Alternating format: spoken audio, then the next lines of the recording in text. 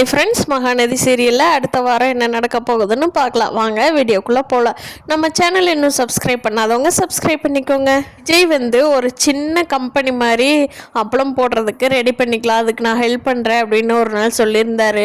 அதை மனசில் வச்சுக்கிட்டு காவேரி அந்த ஃபேக்ட்ரியெல்லாம் வாங்கினோம்னா அதுக்காக ட்ரையல் பார்க்குறக்கு எல்லாமே வேலை வாய்ப்பு தர்றாங்க இலவசமாகவே. அதுக்கு போய் ஒரு வாரம் நான் அங்கேயே தங்கி இருந்துட்டு அந்த மிஷின்ஸ் எல்லாம் எப்படி என்ன பண்ணணும், லோனுக்கெல்லாம் எப்படி பண்ணணும்னு பொய் சொல்லி விஜய் கூட போய் தங்கலாங்கிறதுக்காக என்னென்னவெல்லாம் யோசிச்சு பொய் சொல்லணுமோ சொல்லிட்டு காவேரி வீட்டிலேருந்து கிளம்பிடுறாங்க, யாருக்கு சந்தேகம் வராத மாதிரி. காவேரியை பத்திரமா விஜயோட கெஸ்ட் ஹவுஸுக்கு கூட்டிகிட்டு போய் விட்டுட்டு திரும்பி வந்துடுறாரு வீட்டுக்கு. விஜயோட கெஸ்ட் ஹவுஸில் விஜய் இங்கே காவேரி எப்படி பார்த்துக்கிட்டாங்களோ அதை விட பல மடங்கு அதிகமாக பாசத்தை கொட்டி பார்த்துக்கிறாங்க. காவேரி விஜய்க்கு என்னென்னவெல்லாம் ஹெல்ப் தேவையோ எல்லா ஹெல்ப்பும் பண்ணுறாங்க. 2 பேர்த்துக்குள்ள ரொம்ப நல்ல அண்டர்ஸ்டாண்டிங்காக போயிட்டுருக்கு. வாடா, இன்னும் ஒரு வாரத்துக்கு நம்ம இப்படியே ஜாலியாக இருக்கலாம் காவேரி, நீ பக்கத்தில் இருக்கிற இல்லையா, எனக்கு அதுவே தெம்பாக இருக்குது, எனக்கு உடம்பு சரியில்லைங்கிற ஃபீலே வரல அப்படின்னு சொல்லி விஜய் சொல்லிட்டு இருக்காரு. காவேரியும் ஆமாங்க, அதனால தான் நான் வீட்டில் என்னென்னவெல்லாமோ போய் சொல்லிட்டு வந்திருக்கேன் அப்படின்னு சொல்லிட்டு இந்த அப்பளம் தொடர்பாக வர்ற ஃபோன் கால்ஸ் எல்லாம் காவேரி வீட்டில் இருந்துக்கிட்டே அட்டன் பண்ணி பதில் சொல்லி அவங்க அம்மாவை கூப்பிட்டு கன்வே பண்ணிக்கிறாங்க.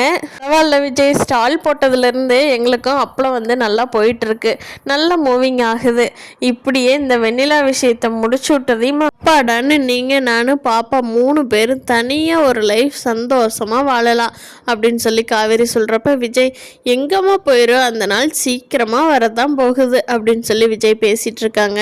காவேரி விட்டுட்டு வந்த உடனே நிவின் கூட யமுனா பயங்கரமாக சண்டைக்கு போயிடுறாங்க. எப்பவும் போல என்ன அவளாம் போய்க்கிறேன்னு தானே சொல்கிறா, நீங்கள் கொண்டே விடுறேங்கிறீங்க, டெய்லி நான் படிக்கிறதுக்கு போகிறதுக்கெல்லாம் நான் நடந்து தானே போயிட்டுருக்கேன், எங்கால் ஒன்றும் தேஞ்சு போயிடலையே, என்ன ஒரு நாள் கூட அப்படி கொண்டுட்டு வந்து விட்டதே இல்லையே, நானாக கேட்டால் தான் கொண்டு வந்து விடுவீங்களே, அது என்ன காவேரி மேலே மட்டும் தனி அக்கறை அப்படின்னு சொல்லி நிவின் கூட யமுனா சண்டை கட்டுறாங்க.